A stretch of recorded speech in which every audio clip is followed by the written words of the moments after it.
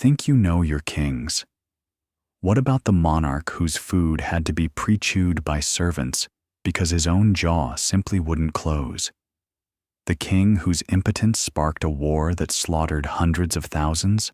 Or the one who was cured of demonic possession by having his body slathered in an ointment of human fat while priceless holy relics were burned on a giant pyre? This is the darkest history of the Habsburg dynasty, the stuff they'd never dare teach you in school. The Habsburg curse. All right, buckled up? Today, we're diving into the kind of messed up history that would make your school textbooks blush and hide in a corner. We're talking about a family so desperate to keep their bloodline pure that they ended up creating a walking freak show instead of a dynasty. Meet the Habsburgs and their trademark curse, a jaw that could neither eat nor speak. To get the full scope of this tragedy, you have to understand. These people spent centuries marrying each other, uncles marrying nieces, first cousins marrying first cousins, all for the sake of power and keeping their lands in the family. Sounds like a brilliant plan, right? Well, genetics had other ideas, and the grand finale of this madness was Charles II, King of Spain. His face was basically the poster child for the word inbreeding. His signature Habsburg jaw was at its absolute peak. Picture this. His lower jaw jutted out and up so far that he flat out couldn't bring his teeth together. Ever. Can you imagine? You're a king. They bring you the world's finest ham or a juicy steak, and you can't chew it. At all. His entire life was one long, grinding humiliation. His food was pre-chewed for him by his servants. Yep, you heard that right. Someone else would chew his meal, and then this mush would be fed to the king. Appetizing, isn't it? But wait, it gets worse. Speaking was the same nightmare. Just try giving a clear command when you can't close your mouth. He didn't speak. He just sort of drooled, a constant stream of saliva running down his chin. Now add the smell to that picture. The stench from that permanently open mouth was so foul that courtiers literally recoiled. Rotting food scraps that could never be cleaned out, constant infections, pus. And this, mind you, was the ruler of one of the greatest empires on earth.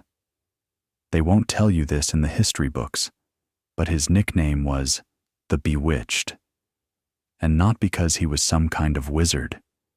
It was because people looked at him and simply couldn't believe a human could look that way without dark forces being involved. They genuinely thought he was cursed. But nope, folks. It wasn't witches.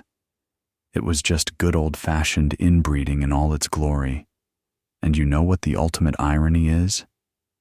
This entire obsession with pure blood and keeping power in the family led to Charles II becoming the very last of the Spanish Habsburgs. He was so sick and frail that he couldn't produce an heir. That was it. Finito. The dynasty that had spent centuries building its power on incestuous marriages ended for that very same reason. So the next time you hear someone talking about blue blood and aristocratic purity, remember poor Charles. Sometimes the price for that purity is a rotting jaw, pre-chewed food, and the inglorious end of an entire empire. Now that's a dark history, the impotent king. Hey folks, and welcome to the dark alleys of history. Today, we're talking about how one guy's problems in the bedroom plunged all of Europe into a war that killed hundreds of thousands of people. Yes, you heard me right. One tragic lack of an erection plunged an entire continent into a bloody, 13-year-long free-for-all. All right, strap in. Let's go. Meet Charles II, King of Spain, the last of the Habsburg dynasty on the Spanish throne. And honestly, one look at him and you understand why he was the last.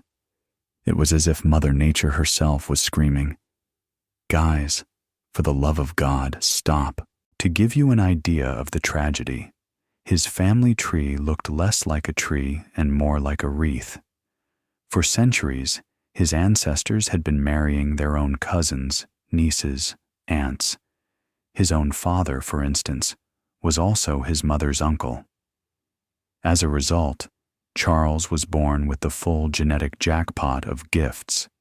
His famous Habsburg jaw jutted out so far he could barely close his mouth or chew properly.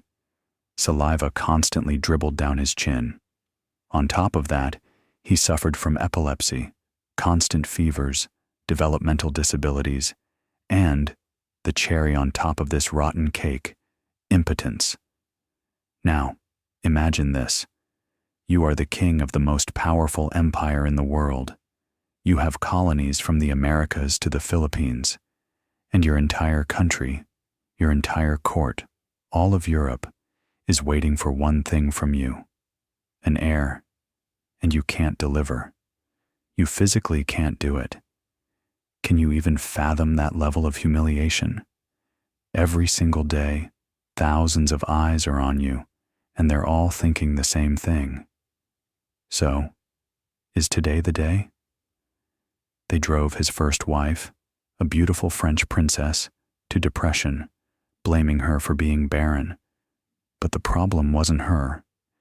And this is where the story gets into territory your history books won't touch. While poor Charles was being treated, and his treatments were the stuff of nightmares, the rest of Europe was already carving up his inheritance behind his back.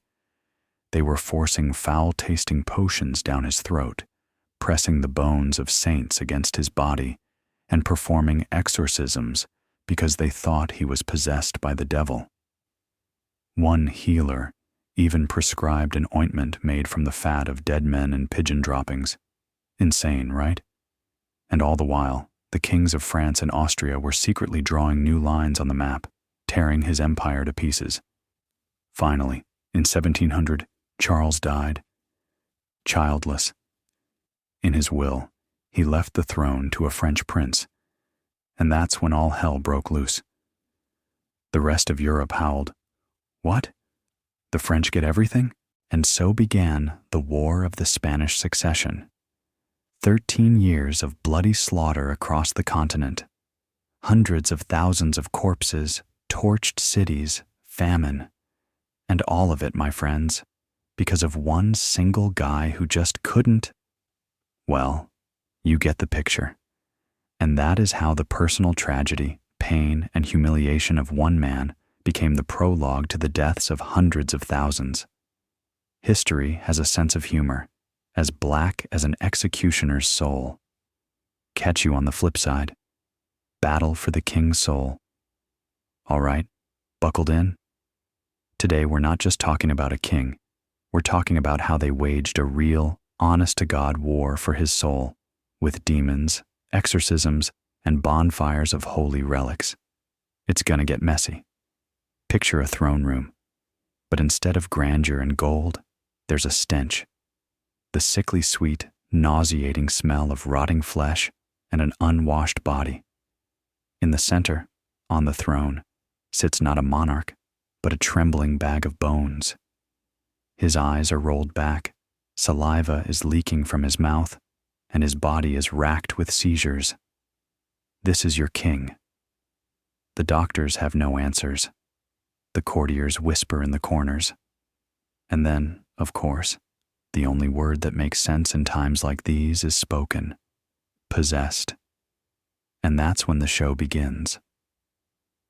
The best exorcists in the kingdom descend upon the castle, a mob of priests in black cassocks, wielding heavy crosses and vials of holy water.